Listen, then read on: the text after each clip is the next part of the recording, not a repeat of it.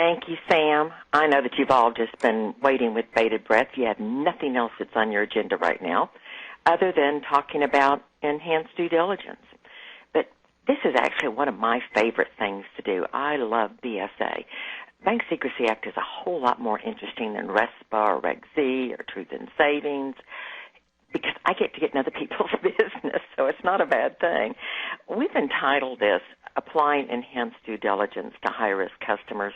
What's going on here? And what's going on here is really, it's not the question for you, but you should be asking that question of your customer. When I first got into banking, it was actually the year before BSA came into being. I started in 1969. I know there's some of you out there who hadn't been born then. Just don't bother telling me if your parents hadn't been born then either. But in 1970, BSA came along. But it wasn't until we really got into the Know Your Customer and CIP and anti-money laundering that BSA got to be more than just filling in the blanks on a CTR or a monetary instrument log or getting someone's tax ID number. We no longer live in the era that was when I started banking, where it was to see no evil, hear no evil, speak no evil, that we are now not only supposed to, but we're required by law to know what's going on through our financial institution. So I know that all of you get pushback on this. Every single one of you do. I can't imagine any financial institution, even my favorite clients that I've been doing their reviews for almost 20 years now, I still get a little pushback at some point that says, but that's none of our business, or my customer might not want to answer that question. Too bad, so sad. We are required by the Treasury Department, by FinCEN, to act as their unpaid, undeputized Treasury field agents. We are out there both gathering information and retaining information in the event they decide they want to do something with it on all of our customers. And the reason for that is that the bad guy, and remember, bad guy isn't always just the terrorist. He's not always just Osama bin Laden. It's that slimeball down the street who's selling drugs to the kids. It's someone who's doing tax evasion. One of the most heinous to me recently that I have seen some of the activity on our research side is human trafficking. So the bad guy has to use a bank at some point, either directly or through someone else. That money's just got to go someplace. And we're the ones that they come to launder. So what the law, Bank Secrecy Act, now requires is that you have procedures to monitor for potential money laundering, for illegal activity. And so all we're doing is identifying something that just doesn't look right. It's not our responsibility to know exactly what law is being broken. That's law enforcement's problem.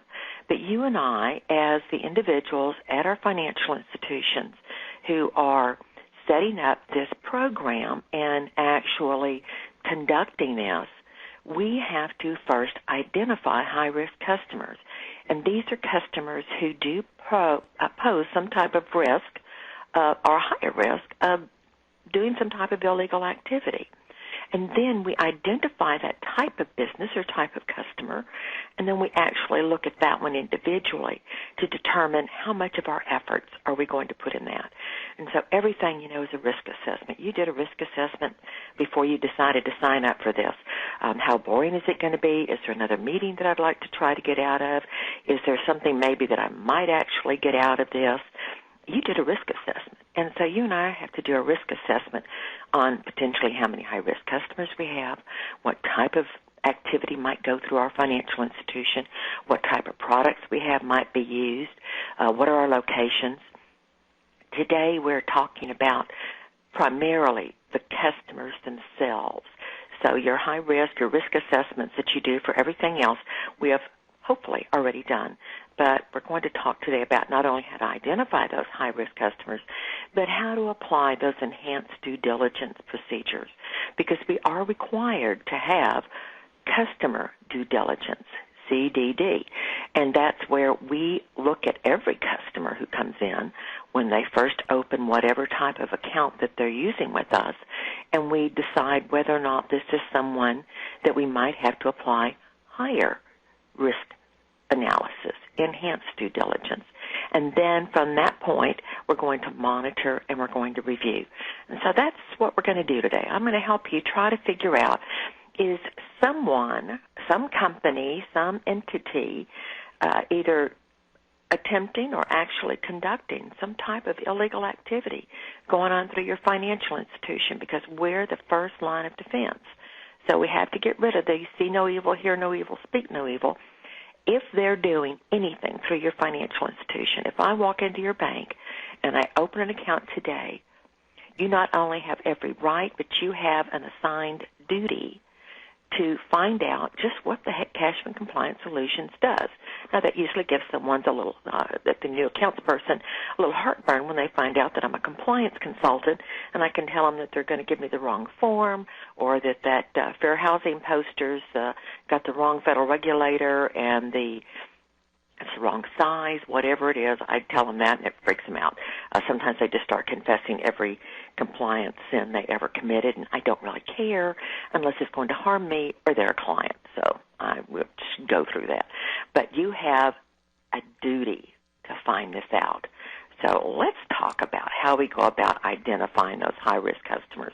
And my slides are short and sweet. I used to do detailed slides. You can't read them anyway. So most of this is in this outline. And the bulk of what we're going to do later is going to be on those forms. So hopefully you have the forms both on the PDF version, and then you should have an Excel version that you can take and just, use right off the rack, or you can adjust it to meet yourself, your own needs there, or if you print them out and you go and find one of those little how-to origami things, it's really cool to make a SWOT out of it. Use it how you want. Well, let's talk first about the basics. Some of these, they're easy to find, and some of them aren't. And that's usually the biggest problem, is either when you first start this, or you're trying to prove to someone, hopefully an examiner or an auditor, prove to someone that you actually have identified all your high-risk customers. When I go in the first time for a new client and I ask to see their list of high-risk customers, I don't just take them at the word of one they provide me.